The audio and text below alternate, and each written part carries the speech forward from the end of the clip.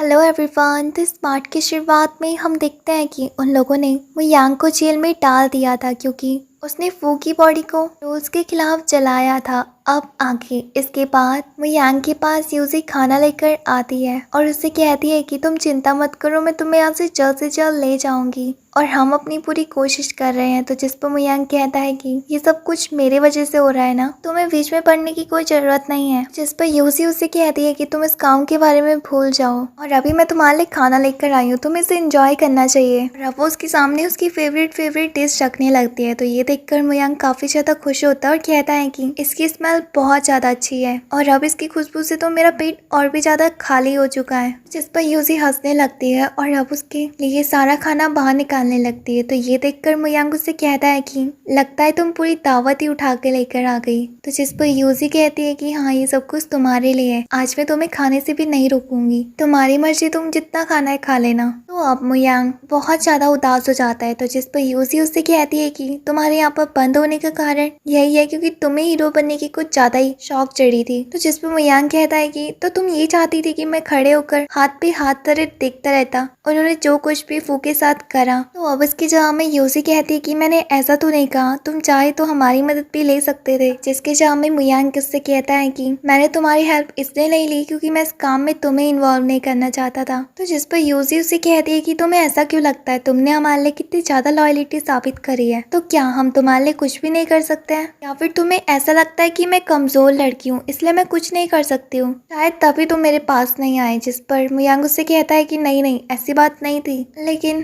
तुमने पहले ही बहुत कुछ कर चुका है और अब मैं तुम्हारे ऊपर ज्यादा बोझ नहीं बनना चाहता हूँ, लेकिन तुम मेरे बारे में इतना क्यों सोचती हो? तो जिसके जवाब में यूजी उससे कहती है कि अच्छा मैं, और अब वो यहाँ पर सोचने लगती है। तो जिस पर मुयांग उससे कहता है कि तुम्हें इतना टाइम क्यों लग रहा है? तो जिस पर यूजी कहती है कि हाँ, याद आ गया, क्योंकि तुम मेरे बिल्कुल डॉगी की तरह दिखते हो, वो भी मेरे लिए बहुत ज्यादा लॉयल था और अब मैं तुम्हें नहीं खोना चाहती हूँ। तो जिस पर मुयांग कहता है कि क्या?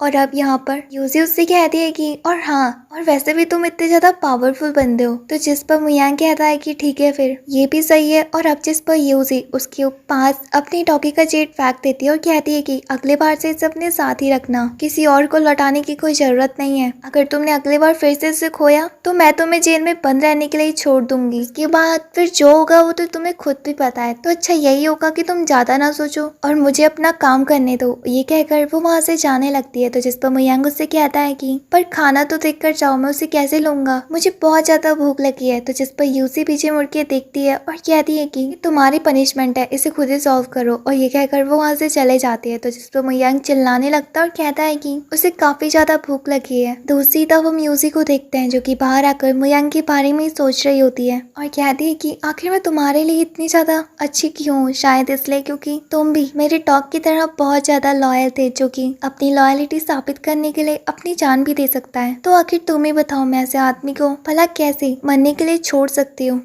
अब भले ही कुछ भी हो जाए, मैं तुम्हें म्याओ युकी जेल से छुड़ा के ही रहूंगी और उसके लिए भले ही मुझे कुछ भी क्यों ना करना पड़े। यहाँ दूसरी तरफ हमें मार्केट का सीन दिखाया जाता है जहाँ पर मास्क वाला शॉपकीपर मुयांग के फेंके हुए मास्क को बेच रहा होता है। यहाँ उसके पास भीड़ भी काफी ज्यादा होती है क्योंकि वो मुयांग के मास्क को लेना चाहते थे। यहाँ दूसरी तरफ हम कुछ लोगों को देखते हैं जो कि मुयांग के बारे में बात कर रहे होते हैं कि वो सच में कितना बड़ा हीरो था, तभी तो लोग उसके मास्क के लिए कितनी भी कीमत देने को तैयार है। सच में उसकी बॉडी में तेल लगने के बाद भी वो फूकी बॉडी को सही सलामत लेकर गया, ऐसा उसके अलावा और कोई भी नहीं कर सकता है। यहाँ दूसरी तरफ यूजी की गाड़ी भी उसी मार्केट से गुजर रही होती है और वो लोगों की बातों को सुन रहे होते हैं जो कि मुयांग की तारीफ कर रहे थे। सीन शिफ्ट होता है जहाँ पर हमें मुयांग दिखाया जाता है जो कि अभी भी भूखा होता है। तभी जेल के अंदर जिंगजी भी आ जाता है, मुयांग के पास आकर उसे क्रिपी स्माइल देता है। ये सीन यहीं पर ही कट हो जाता है। दूसरी तरफ हम यूजी और लिली को देखते हैं। लिली यूजी को बताती है कि मुयांग की लॉयलिटी की स्टोरी पूरे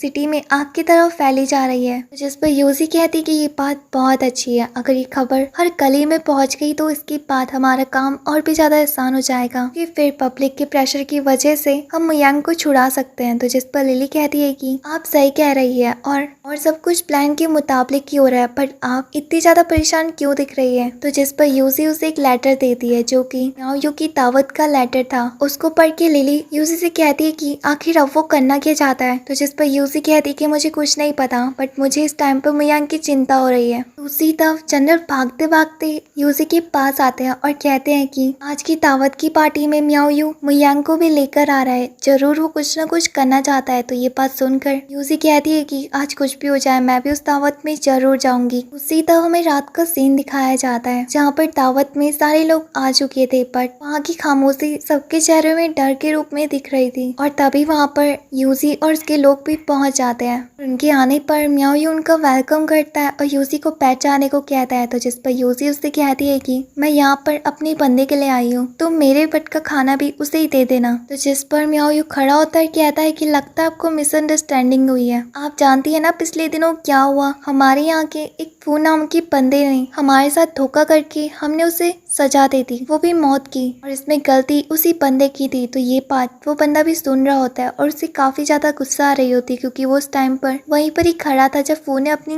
जान दी थी। यहाँ म्याओ यू ये भी बताता है कि उसके बाद हमने सजा के रूप में उसकी बॉडी को सिटी के गेट के बाहर टांग दिया था क्योंकि वो उसकी गलती थी, पर तुम्हारे बंदे ने क्या करा कि बॉडी को वहां से ले गया हमारे सारे सिपाहियों को घायल करके। तो जिस पर लोग कहने लगते हैं कि म्याओ यू मुयांग की बात कर रहा है। तो जिस पर मुयांग कहता है कि तुम सही कह रहे हो, और ये एपिसोड यहीं पर ही एंड हो जाता है। इसका नेक्स्ट पार्ट जल्द से जल्द चैनल में आ जाएगा। तब तक के लिए बाय। वीडियो को लाइक करके चैनल को सब्सक्राइब करना मत भूलना।